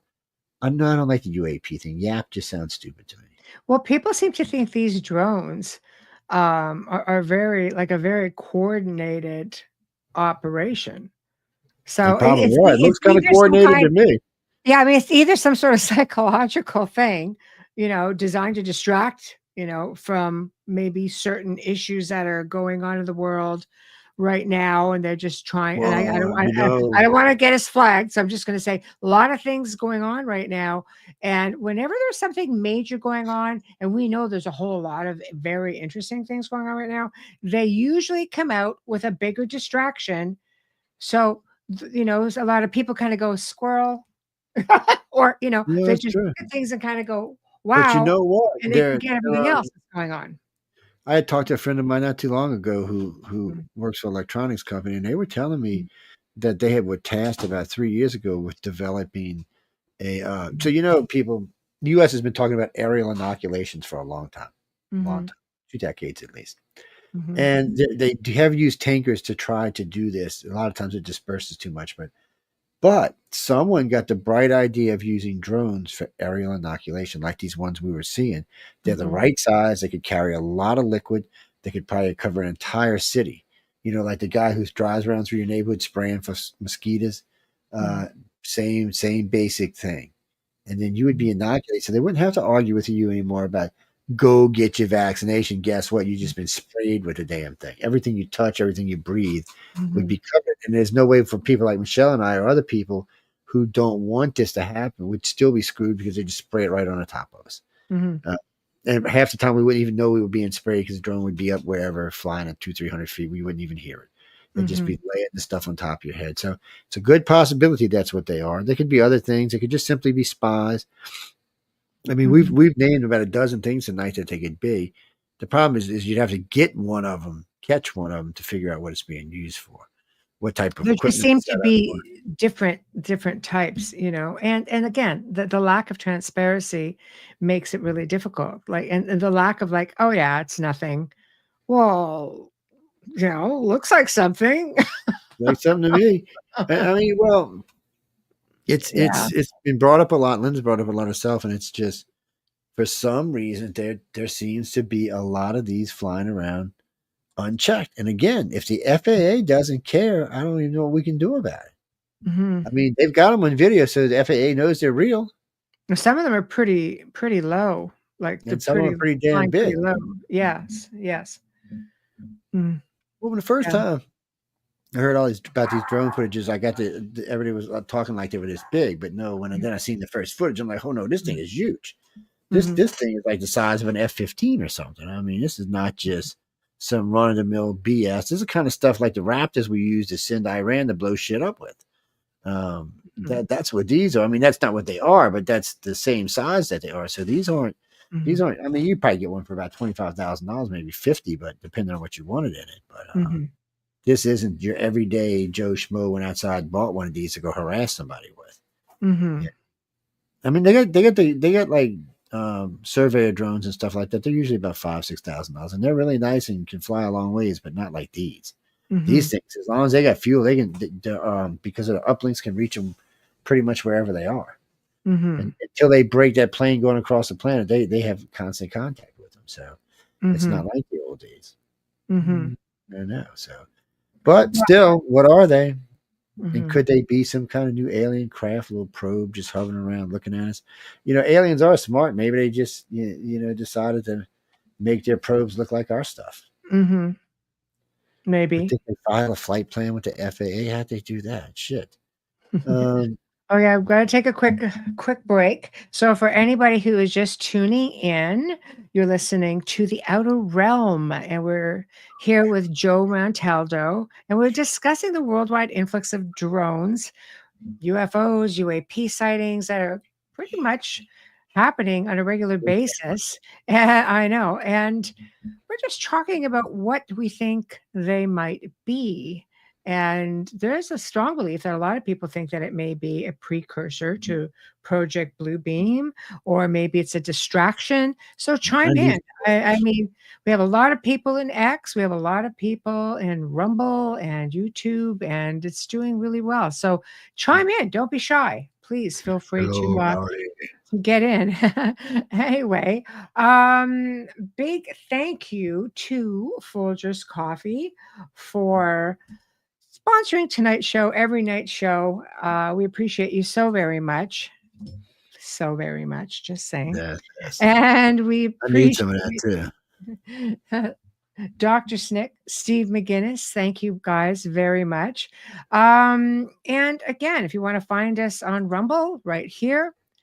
Also, United Public Radio. If you want to find the show on X, it's live here right now. And you want to find all of our shows here on the network, it's United, or I guess you say uprntalkradio.com. And we have had it flashing across the screen all night. So also, don't Happy forget, Merry Christmas. oh, Don't forget, whichever of the platforms that you are watching the show on tonight, please support us. Show us some love by liking, subscribing, sharing, commenting. We appreciate it so very much. We want to know what you're thinking. We want to know if you've enjoyed the show. Put your questions there. I try to come back and answer everything and allocate it. If you have something for Joe, happy to allocate it over to him as well. So we are back. There we go. A lot of people up here just talking about, I guess. Never mind. Okay. Sorry. A few more people coming in. Hello. Space oddities. Oh, that's a good handle for what we're talking about tonight. So, oh, woohoo, Hello, Keith, how Keith. are you? How you doing? Yeah. So, Yes, again, I have my tickets. I made a deal with Elon. So I'm going to Mars, and you poor suckers are, when okay. Elon decides that he's going to clear the planet out and take over, so he's going to retire on Mars. He's going to go over there. What do you think he's building these 80,000 satellites for? He's putting around the planet. Y'all have never watched the James Bond thing, Moonraker. Humans are not very bright. That's So, all so, I can say. so, hello, Trish. So, I tell love me, y'all, but with all of these satellites going into orbit, are they not picking up on any of these drones that are be spotted everywhere? it's funny you These said that. We just okay, put a thank you. picture up last night of Right. a group of satellites that monitored a UFO going around this in space it's a couple of years ago. But for Mm-hmm. some reason, it was a group of satellites owned by a particular company, and they were relaying it. So they got it for a while. They tracked Mm-hmm. it for about an hour and a half, through Mm-hmm. video, not through radar or anything. They got it through video. They were just watching it fly along, and Mm-hmm. they finally decided to release the footage. And NASA and the government tore them up, tried to go get the footage from them. By then, no, it was too late. It was on the internet, so there's Mm-hmm. not much they could do about it. Right. And that was back before the day you could call Google up and say, "Please scrub that, Google." Um, Mm-hmm. so Well, it was you have to be careful now for sure. you Yeah, know. let me. I know Michelle's seen this. Let me show you this picture I took. Well, I didn't take. A friend of mine, Jason Wilson, took this picture, and rest in peace, there, Mister Jason, wherever you happen to be, or up whatever side you went to. I don't want to Mhm. make any predictions. I'm not. Right. Not into making predictions these days. Let me see. Am I in the right place? Let's see. Presented. Mhm. Uh, let's move to California. Yay. Okay, y'all can see that. Oh Let no, me you try. can't because I didn't put it up there. Okay, There we there go. we go.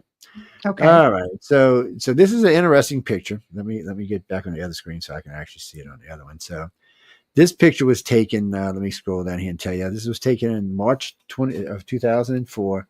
This was taken with a digital camera, one of the very first ones, a Canon A60, at Little Marsh Island in Florida. So when you look at this picture, let's go back up.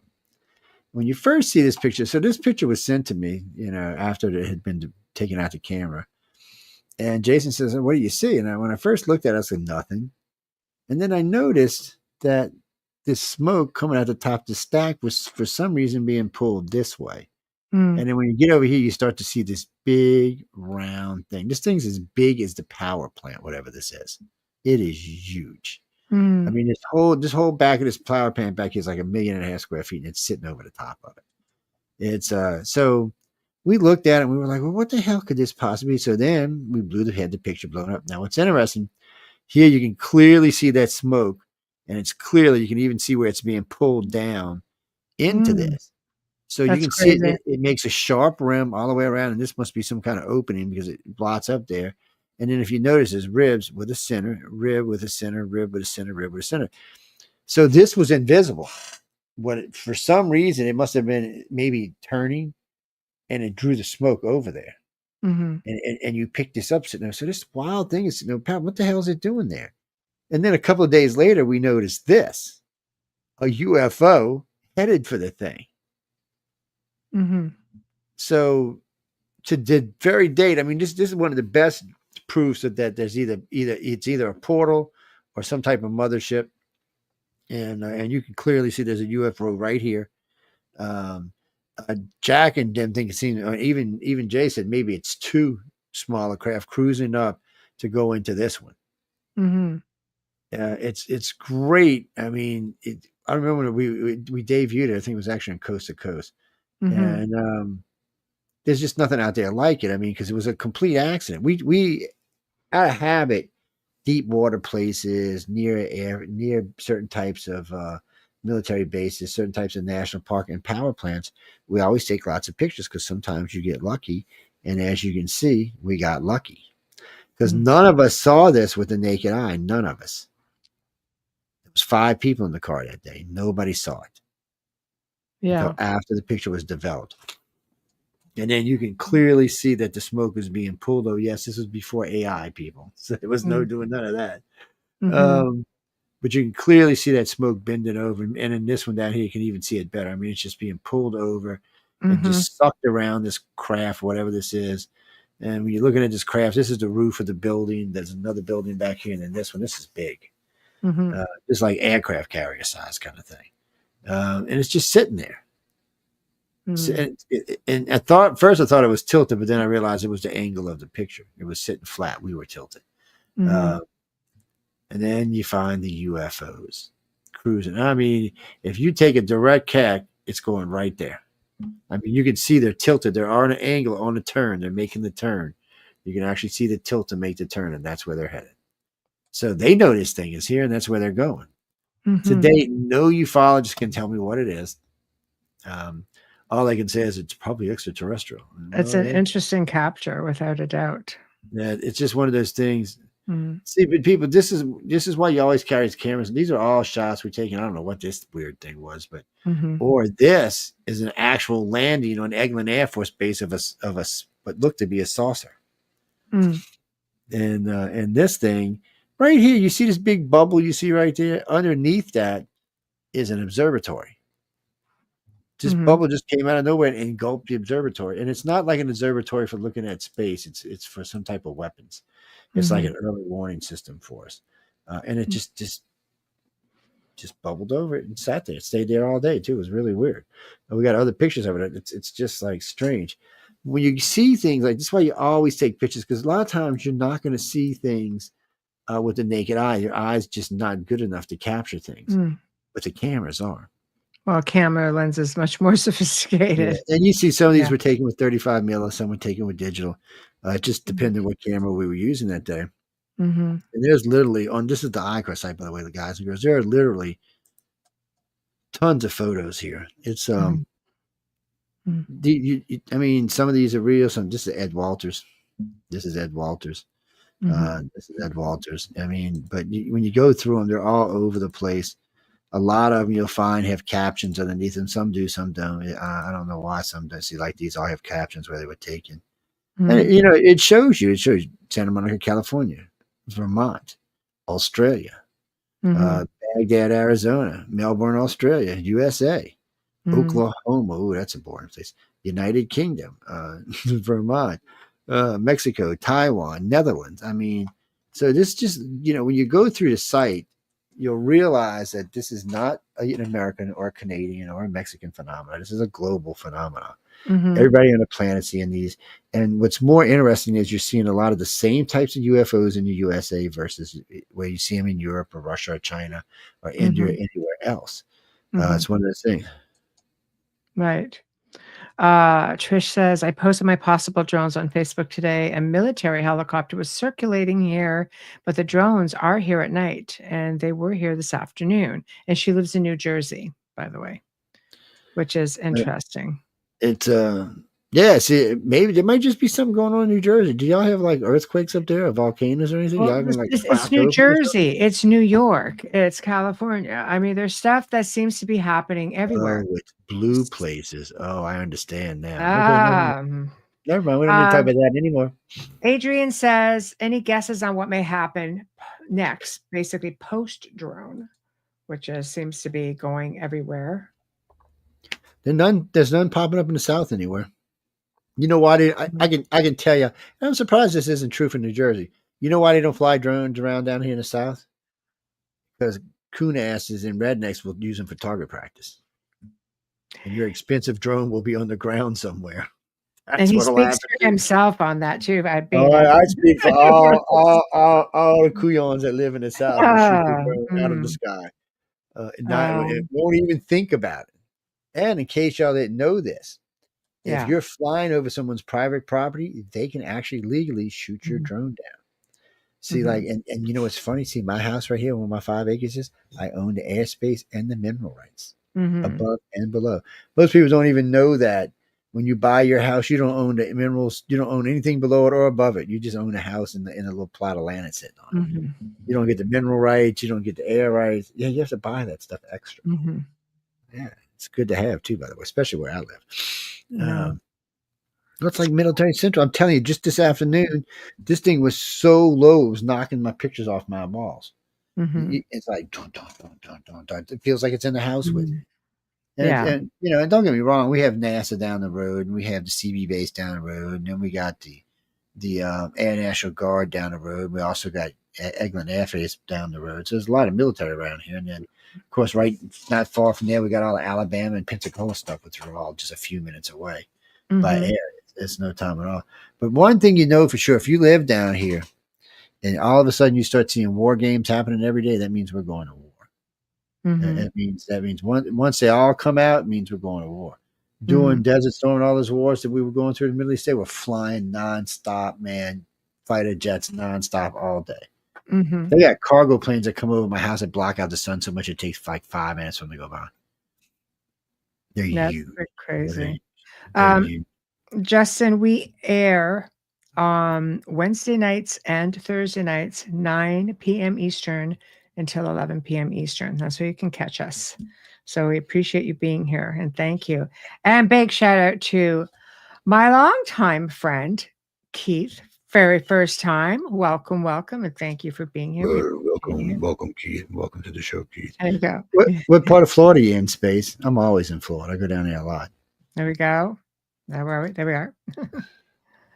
I Uh, uh, I spend a lot of time in Florida. I've got family and friends down there too. See, this Uh, is an interesting comment. Sorry. She goes, Trish used to think they're drones, probably aliens. I don't think a drone can hover for hours without losing power. And you know what's interesting about that?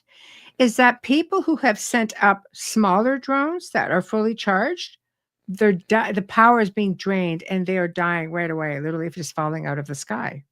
yeah, but small drones don't get that much power to start off with. A big drone, a real drone, can fly for lots of hours. They can fly cross country if they wanted to.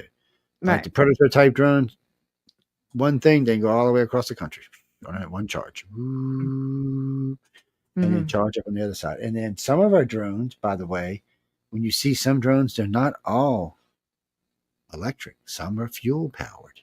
Oh, yes. Some of the bigger drones actually use fuels and not electricity. One, Mm-hmm. they get faster speeds and they get longer life. Plus, you can refill a drone just like you do an airplane. Mm-hmm. Yeah, so that's things I know a lot of people don't know that because it's a lot of that stuff is still classified, Well, but when you're it's looking at a unit that's like the size of a van or an SUV, it's going to take some but I power. know like the guys who do surveying their drones will fly 6 to 8 hours easy. The Mm, big drones will fly 12. Some can even fly up to 18 to 24 hours. mhm, It just depends on what it is and how much money you spent on it. Because mhm, there's a spy drone we use that's basically a bunch of stacked up lithium batteries and a bunch of cameras, and it just mhm, flies all over. It just goes aloft and flies. mhm, And when you fly with the jet stream instead of against the jet stream, you get a lot more distance at a lot mhm, higher speed. And way less fuel being used, whether it's electrical or something else. mhm. Yes, well, Right. I did that in the Navy, guys. It's part of what I used to do in the Navy. Honestly, most of this slap is probably being done on purpose to saturate the world with explainable UAP, and then they put the cat back in the bag the same way Blue Book did. Well, it is funny that Yeah. half the time that's what they were talking about at Congress was, Yeah. oh, they were probably drones. They were probably drones. So it'd be nice if everybody starts proving these are all drones, and it will do some damage to the hearing, but not enough. Mhm, Yes, I was on board the USS Nimitz. Yes, insane thing that it was. mhm, Um, mhm. Well, I mean, I think when you're living in Florida, off the coast of Florida, I mean, we know, Joe, you and I've done shows on this as well. There's a large base in that area underwater as well. There's said to be a UFO base, is oh there not? well, so I haven't told the story in forever. So a long time ago, I mean, this was probably 25 years. We got a call as a group. It was right when iCar was not even really founded. We were just playing around with the idea. But we had an investigation group online, and we got a call. So we set it up. We all went out there, rented a helicopter to bring us out to the island. So we go out to the island. The guy drops us off. He said, come back in 5 hours, pick us up. And so we got all our equipment. We're sitting there. And it started getting dark, like it was getting ready to rain. I mean, really dark. It's like, oh, shit, we didn't bring no umbrellas or anything. And we look up, and this thing is covered the whole island. This island's probably 3 miles by 5 miles. This is a black triangle, larger than the island. Isn't that one of yours? Like one of the U.S.? No, not that one. It's too big to be one of ours. Whatever this big was, this thing was easily 3 miles long, 5 miles wide, probably a half a mile tall. This thing was, I was amazed it could even be in the atmosphere. For a while, I kept thinking, well, maybe it's some kind of blimp. Because it wasn't creating a wake. And I mean, it was huge. So we're sitting there, and all of a sudden, you start hearing this noise.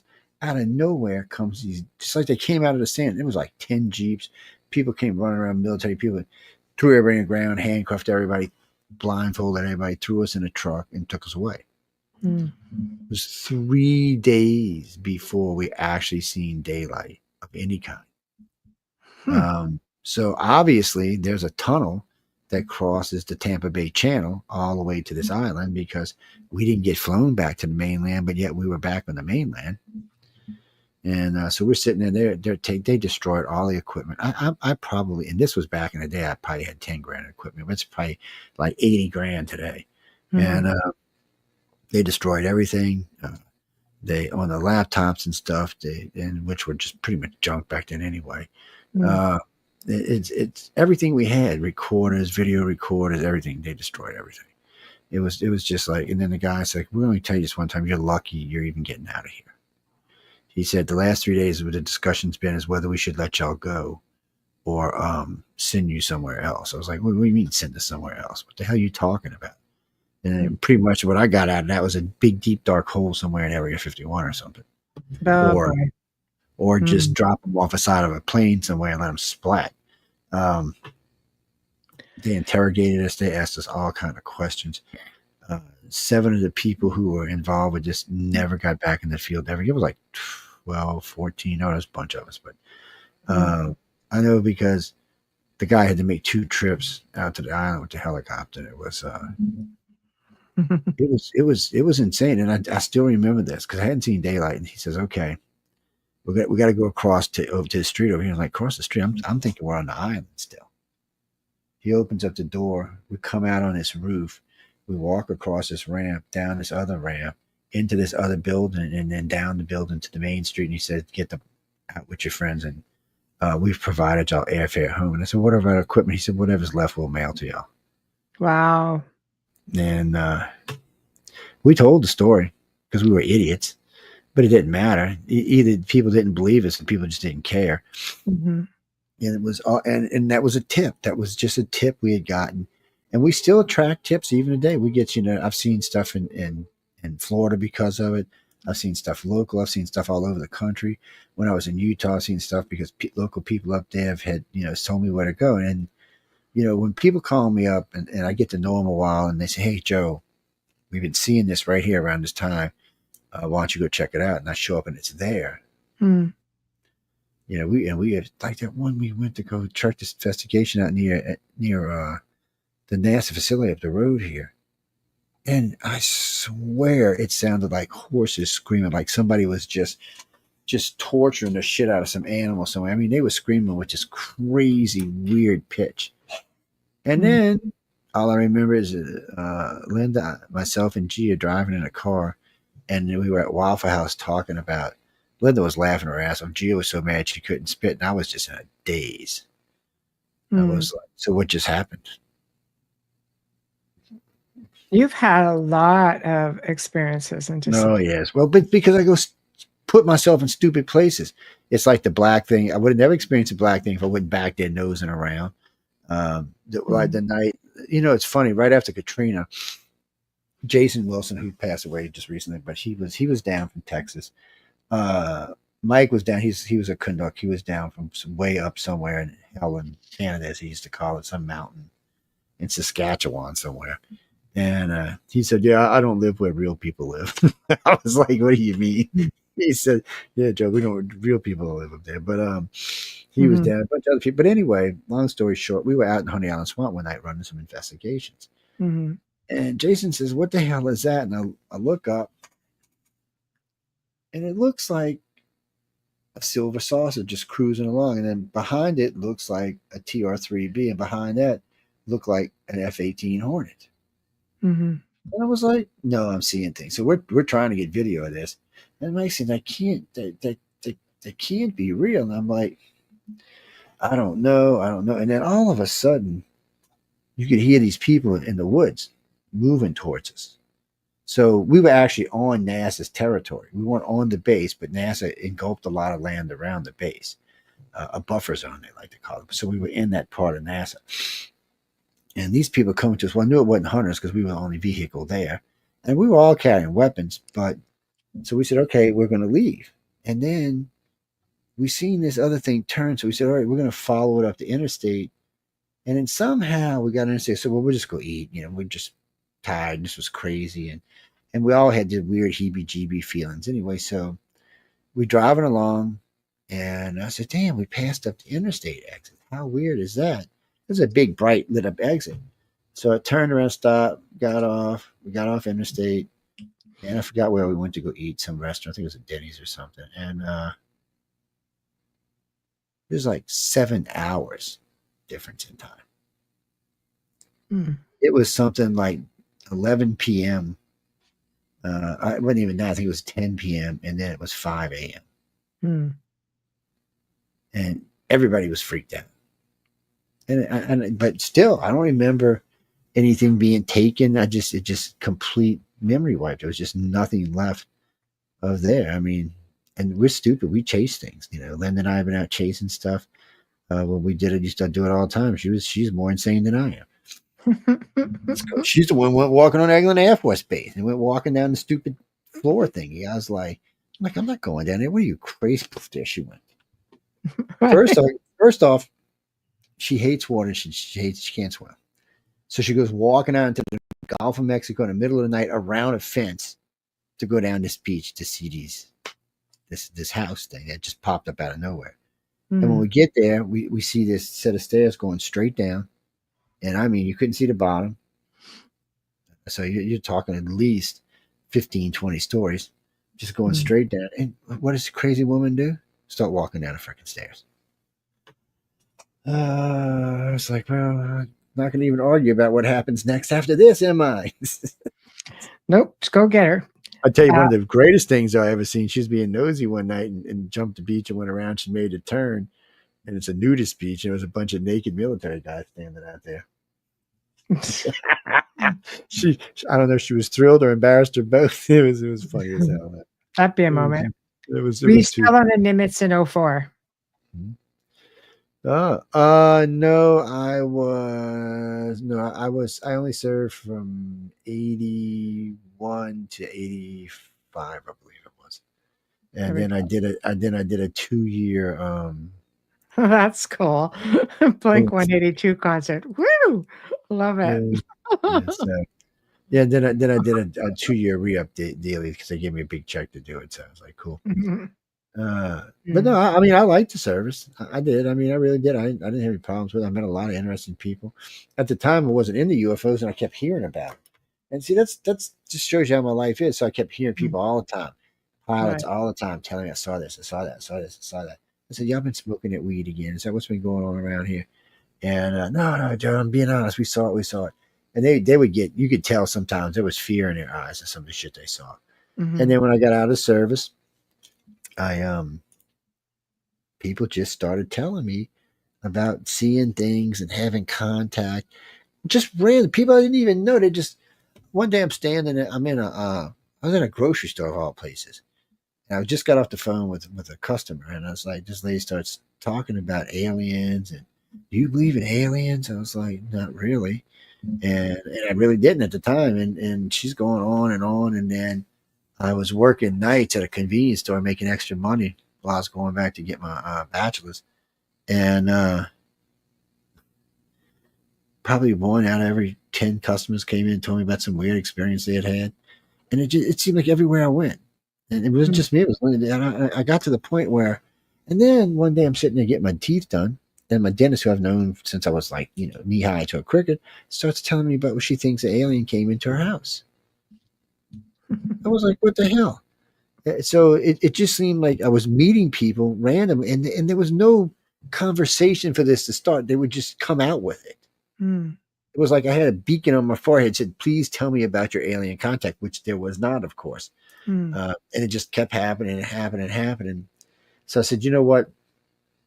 And some of these people that I ended up talking to, I knew were very intelligent, very intellectual people who had big careers that if this got out would cost them their careers and their families. So I couldn't understand why they were talking about it. So it made me start investigating. And the more I investigated, the more questions I had. My first 10 years was pretty much all questions. I drove MUFON people crazy because they didn't know what a freaking abduction was. And I mean, it was insane. And still to this day, we're in the casino. Just about 6 months ago, we're sitting down eating at the buffet. This lady comes up to me and says, I think I've seen you before. And I'm like, well, it's possible. I've been on TV. I've been here. I've been there. I do lecturing and stuff all over the place. I said, yeah. And I told her, she said, no. She said, don't think I'm weird, but I think I seen you on board the ship. And I looked at her. She said, oh, you think I'm crazy? I said, no, I don't. I said, tell me what I was wearing. And she did. And the person sitting next to me, we're not going to mention her name, flipped out. And I was like, no, that's actually what I was wearing. But out of the blue, she was just a waitress at the casino. It's you get these things, you don't know how to do it. Matter of fact, the Cub reporter who did the story on me, Linda and I back, 2000, I think it was, in the Times-Picayune in New Orleans, they gave us a full page. After the interview, she told me that she's definitely been taken. She told me all about it. She said, it's one of the reasons I wanted to talk to you. And I was like, well, and by that time I got to the point where there's something going on. What is it? And then I started thinking, oh, it was government this, government that. It took me a long time. It took me a decade or more to reach maybe it was aliens. I'm methodical, people. I believe in real research. I don't believe in shortcuts. And to these days, I have no doubt whatsoever that people are being taken for nefarious reasons and good reasons and bad reasons and all sorts of other reasons. I have no doubt the government's fully and functionally aware of it, but the government has no idea what the hell's going on. It's the International Community for Alien Research. Matter of fact, they just started working on the site today. They're redoing the site. And we just opened up the organization we haven't brought in a new director in 15 years. So we just laid off a bunch of people, and we had some people retired. And so we're back to looking for new directors and new investigators. I hired 2 yesterday, but it'll be an ongoing thing. Well, we have, like in India, we already have 5 or 6 investigators over there and 2 directors. India's big. We have 1 director in China, but we still got a long ways to go there. But yes, so we are worldwide. We believe in. Well, that's how we found out that the UK is a control group. Shh, do not tell the people who live in the UK this, okay? But they're a control group. No, not in the Commonwealth. In the UK, y'all know the difference. Don't tell them. Yes. Well, what I mean by that is when you listen to people talk about their alien abductions, especially in the United States or Canada or Europe, they talk about it in a particular manner. Well, the UK is still what I call abduction 101. And it's usually full of meanness and hate and spite and let me kick you in the ass and all sorts of kind of stuff. So it's like a control group. They can use it against whatever else they're doing. Well, when people run experiments, they almost always have some kind of control animal, control group, or control study to go against what they're actually studying. Stolly, did you crash Preston's drone? What did I tell you about flying his drone around? It's not the same as flying a spaceship, girl. It's remote control now. When you're on a spaceship, you have a different kind of control. When you're in the damn drone, it's different. You can't be crashing the drone. There's a drone crash. Let's start bringing up some information on that. But with that being said, we're at the top of the hour, and next week on UFO Undercover, which is Joe's show at 7 p.m. Eastern, 6 p.m. Central, right? There's going to be an open mic. Yours truly, is going to be joining said panel. So, it's going to be a lot of fun. And Monday night, I am co hosting with Preston Dennett because Dolly's going to be in recovery mode. I'll leave it there. It's not my news. And I don't like to blab it off. But anyway, she won't be there. I will be co-hosting on the Yeah, she'll be Light a Gate. lounging aboard the starship out there parked by Andromeda, the lucky witch. She said one just crashed tonight. Oh boy, where? Yeah, I'll have to look it up just so I have Yeah. it for the show. Yes, no, Michelle will be on with us next Friday, and then I have Giovanni Stevano on with me tomorrow night. On Friday the 13th, we'll be talking about his new thing, the evil. So we'll be talking a little bit about that. Of course, we'll be talking about some other stuff, and we got some alien stuff too. Well, we're out of politics mode now. We're doing just news and then the stuff that we want to talk about. Yes, that's why the show was always named News on the Flip Side. Right. So in a political year, we don't have a choice. I mean, when it's political year, it's political year. You got to do it. You got to do it. And we were right on everything this year, so it's another good year for us. But buy a drone. You know what? It's funny. I just pulled the drone out of the closet today. I'm gonna give away as a Christmas present. It's people be safe if you're going to use AI. Remember, you can't copyright it. But it is fun to play with, and there's lots of stuff you can do with it. Don't write books with it and send it off as a Morristown, New Jersey. Very interesting. New Jersey with all this action, and one crashes where? In New Jersey. Guys, it's something for you all to go and look up. I'm sure if you get all you people in New Jersey, get out there and look, man. See what the hell's going on. Yeah, for sure. Trish, that's out your neck of the woods. Yeah, man. Get one of the big Q beams like I got and shine that sucker down and put your video camera on the damn thing. See Get on X, Trish. Get on X. There's videotapes and photos everywhere. So not from Morristown. Whoever wrote me that earlier tonight, I'm not getting on that blue, whatever it's called. Y'all can forget it. Oh boy. It's not going to happen. I'm not even going to mention the full name. I'm not getting on there. Nope. And nope. No, it's not going to happen. Oh boy. Oh boy. I'm comfortable where I'm at right now. Yes, let's just leave it at that. Well, somebody on the network will, I'm sure. I mean, to you. Sent me a picture. Hold on. Drone footage from last night's drone shoot down or crash in a New Jersey helicopter circling around the crash and fire out what is going on. Okay, hold on. Oh no, that's a signal, so that's not going to help me. Okay, I'm just trying to see. Oh, there's some video. Okay, hold on. I don't know where I can find this. 1 second. I'll see if I can find it. 1 second. 1 second. Drone crash. Let me look and see. Drone crash. Something bound to come up. Drone crash in New Jersey, right? I'm just trying to see. Okay, here it is. So, guys, I'm going to put up video of a drone crashing in Jersey. Boomer posted this to Reddit. Level 10 shutdown went into effect. Okay, we're going to put this up. Here we go, guys. Just before we close up, let's do this. I'm going to play it. Just bear with me. I'm going to come in and start it over. There we go.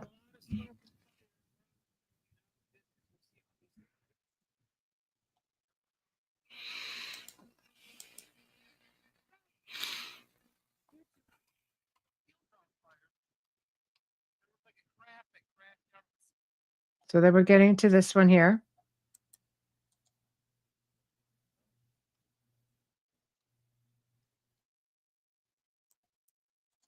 So there's some action definitely going on out there, you guys. I think most of this stuff, so much of it on X, if you really want to check it out, that's where you're going to find most of it. Because you're probably on the UFO Paranormal radio chat, and most of the people, there's about 20 people in the Outer Realm chat. So you can check it out there, and then you'll be able to see everyone else. A background looks like a museum. Thank you, Kaysa. Most of the house looks like that. Thank you very much. Tis my vibe, as they say. So anyway, without further ado, go check it out and see it for yourself. Thanks to everyone who tuned in. My gosh, so many people on all these different platforms. A lot of you guys are shy on Rumble and X, but I could see you all. I know how many are watching, and there's a whole pile of you. So obviously, fantastic segment, and it was. So big thank you to Joe. Like I say, our grand poobah here at United Public Radio, and we'll see him again in the new year. But in the meantime, next week we're expecting to have an open mic. And I know, fun. Thank you, Adrian. Open mic night is fun because we present all kinds of things like this and we all sort of jam about it, and we'll see what's going on in the news. We might hit on some of this again if there's something that's newsworthy, of course.